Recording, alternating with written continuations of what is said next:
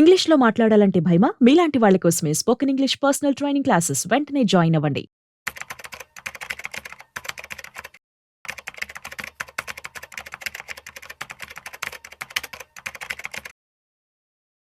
నమస్తే, నేను జీవి సత్యనారాయణ. ఈ వీడియోలో రాబోయే రోజుల్లో 100% విత్తనాలు వాడతాము అని చెప్తున్నారు. అది ఈ వీడియో. Electric vehicles, hydrogen, flex fuel వాహనాలు ఏవైతే ఉన్నాయో రాబోయే రోజుల్లో మనమే నెంబర్ 1గా ఉంటాము అని భారతదేశ రవాణా ఇంధన విభాగంలో కొత్త అధ్యాయాన్ని సూచిస్తున్నటువంటి కేంద్ర రోడ్డు రవాణా రహదారుల మంత్రి నితిన్ గడ్కరీ గారు కొన్ని అంశాలని అనౌన్స్ చేయడం జరిగింది, పంచుకున్నారు ప్రెస్ మీట్లో. అయితే దేశంలో ఇప్పుడు ఏవైతే ఎలక్ట్రిక్, హైడ్రోజన్, ఫ్లెక్స్ ఫ్యూయల్ వాహన విభాగాలు ప్రపంచంలోనే నెంబర్ 1 అవుతాయనేది తెలిపారు. అంటే రాబోయే రోజుల్లో electric vehicles, hydrogen vehicles, flex fuel వాహన విభాగాలు, తర్వాత దీని నుంచి గ్రీన్ మొబిలిటీ, ఎనర్జీ డైవర్సిఫికేషన్, పారిశ్రామిక స్వావలంబన దిశగా ప్రభుత్వము వేగంగా అడుగులు వేస్తుందని చెప్పడం జరిగింది. ఈ ఇంధన విధానంలో సమూలంగా మార్పులు జరుగుతున్నాయి. అంటే అధిక ఇథనాల్ ఇంధన మిశ్రమాలు, ముఖ్యంగా 100% ఇథనాల్ పై, అంటే ఇథనాల్నే మనం 100% వాడాలి అనేది, దానిపై జిఎస్టీని, ఏదైతే ఇథనాల్ ఉందో దానిపైన ఆ జిఎస్టీని తగ్గించే ప్రతిపాదనను గడ్కరీ పరిశీలిస్తున్నట్లు చెప్పడం జరిగింది. ఇథనాల్ ఆధారిత వాహనాల దేశీయ ఉత్పత్తిని ప్రోత్సహించడానికి, అంటే దానికి సంబంధించినటువంటి వాహనాలు ప్రొడక్షన్ కోసానికి ప్రోత్సహించడానికి వ్యవసాయం, పరిశ్రమలు, ఎనర్జీ అంతటా కూడా, అంటే రాబోయే రోజుల్లో ఇథనాల్ తోటే నడిచేటట్టుగా వ్యవసాయం అనుకోండి, అగ్రికల్చరు, పరిశ్రమలు, ఇండస్ట్రీసు, ఎనర్జీ అంతటా కూడా బలమైన ఇథనాలు ఆర్థిక వ్యవస్థను ప్రేరేపించడానికి ఇది ఎంతో ఉపయోగపడుతుందని చెప్పేసి అన్నారు. పూర్తిగా ఇథనాల్తో నడిచే వాహనాలు ఆచరణీయం మాత్రమే కాదు, అంటే పూర్తిగా ఇక పెట్రోల్, డీజిల్ లేకుండా, గ్యాస్ లేకుండా ఇథనాల్తోటే ఉంటాయి అన్నమాట.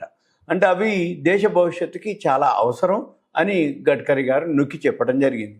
ఈ ఖరీదైనటువంటి శిలాజ ఇంధన దిగుమతులకు ప్రత్యామ్నాయంగా ఈ మేరకు పైలట్ ప్రాజెక్టుల అవసరాన్ని, ఇథనాల్ సామర్థ్యాన్ని హైలైట్ చేయడం జరిగింది. అంటే ఈ ముడి చమురు ఏదైతే మనం దిగుమతి చేసుకునే దేశాల్లో మనము ప్రపంచంలోనే 3వ స్థానంలో ఉన్నాం. అందుకని మనకు ప్రతిదీ అవసరం క్రూడ్ ఆయిల్. ఈ క్రూడ్ ఆయిల్ ఏదైతే ఉందో మనకి లేదు ప్రొడక్షన్, కాబట్టి మనం దిగుమతి చేసుకోవాలి. మనం ప్రపంచంలోనే 3వ స్థానంలో ఉన్నాం. అయితే ఈ క్రూడ్ ఆయిల్ వినియోగంలో రవాణా ప్రధాన వాటా అనమాట. అంటే అక్కడ తక్కువ ఉన్నా కానీ మనకు వచ్చేటప్పటికీ అది ఎక్కువ అవుతుంది అనమాట. అందుకని ఈ రవాణా ప్రధాన వాటా కలిగి ఉన్నందున ఇంధన భద్రతను మెరుగుపరచడానికి ప్రత్యామ్నాయ ఇంధనాలు కీలకమైనవి. అయితే ఈ 100% ఇథనాల్ ఏదైతే ఉందో అనుకూలమైన వాహనాలను ప్రోత్సహించడం ద్వారా చెరకు, బియ్యము, మొక్కజొన్న ఆధారిత వాటి ద్వారా ఏదైతే ఉందో ఇథనాల్ వాడకాన్ని పెంచవచ్చని నిపుణులు చెప్తున్నారు. దీని ద్వారా వనగూరే లక్ష్యాలు కింది విధంగా ఉన్నాయని తెలపడం జరిగింది. దీని ద్వారా ఏంటిది, శిలాజ ఇంధన దిగుమతులను తగ్గించడం, ఏదైతే క్రూడ్ ఆయిల్ అవన్నీ ఉన్నాయో దిగుమతులు తగ్గించుకోవటం, తక్కువ కర్బన ఉద్గారాలు, అంటే పొల్యూషన్ అవన్నీ ఉండకుండా ఉండటం, తర్వాత గ్రామీణ వ్యవసాయ ఆర్థిక వ్యవస్థలకు ఊతమివ్వడం. అంటే ఈ ఇథనాల్ ఎక్కడి నుంచి వస్తాయి, ఈ చెరకు పిప్పి నుంచి, బియ్యము, మొక్కజొన్న ఏవైతే వేస్టేజ్ ఉంటుందో అక్కడి నుంచి వస్తాయి అన్నమాట.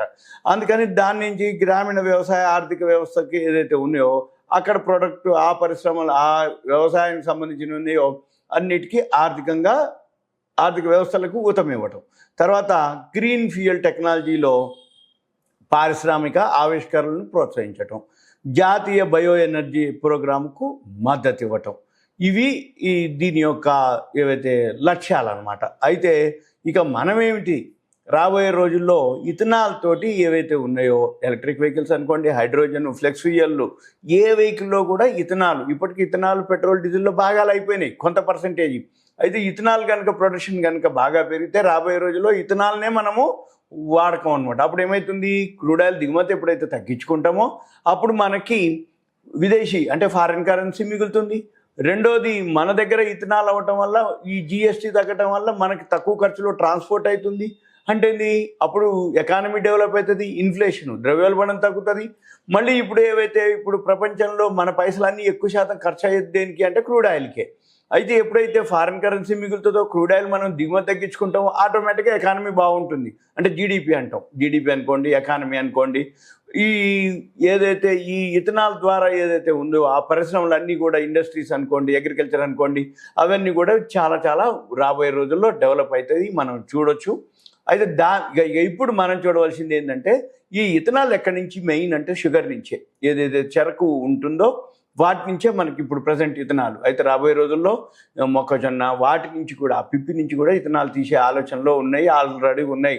కాకపోతే ఎక్కువ శాతం ఈ చెరకు పిప్పి నుంచి. కాబట్టి రాబోయే రోజుల్లో మనకు కావాల్సిన ఈ చెరకుకు సంబంధించిన అంటే షుగర్ సంబంధించిన కంపెనీలు కానీ, ఆ ఇథనాల్ ద్వారా ఏమవుతుంది, ఆ కంపెనీలు ఎక్కువ లాభాలు ఉంటాయి. కాబట్టి మన పని ఇక రాబోయే రోజుల్లో మీరు ఇథనాలకు సంబంధించిన షేర్లు ఏవైతున్నాయో అవి ప్రాఫిట్ అండ్ లాస్లు బాగా పెరిగే అవకాశాలు ఉంటాయి. అంటే ప్రాఫిట్, మన పని ఏంది, ప్రాఫిట్ లాస్ బ్యాలెన్స్ షీట్లో అబ్జర్వ్ చేస్తూ ఉండి ఏ క్వార్టర్లో ఏ ఇథనాల్ కంపెనీలు, ఏ షుగర్ కంపెనీలు ఏవి రిజల్ట్స్ బాగున్నాయో చూసుకొని ఆ షేర్లను మీరు ఫాలో అవ్వాలి. ఎందుకంటున్నానంటే, ఏదైనా కానీ ఒక న్యూస్ మనం విన్నాము, చదివాము అంటే దానికి సంబంధించినటువంటి షేర్ మార్కెట్లో ఏ షేర్కి అది రిలేటెడ్, ఏ షేర్కి బెనిఫిట్ అవుతుంది, ఏ షేర్కి అది ఉపయోగపడుతుంది, ఏ షేర్ కొనుక్కుంటే అది పెరిగే అవకాశాలు ఉందనేది గుర్తుపట్టడం, సింపుల్గా అంతే. దీనికి సంబంధించి ఏమైనా డౌట్స్ ఉంటే మీరేం చేయాలి, మీరు దయచేసి నాకు కాల్ చేయవద్దు, మీ పేరు, ఏరియా, వాట్సాప్ మెసేజ్ పెడితే దాన్ని బట్టి మళ్ళీ మనం డిస్కస్ చేస్తాం.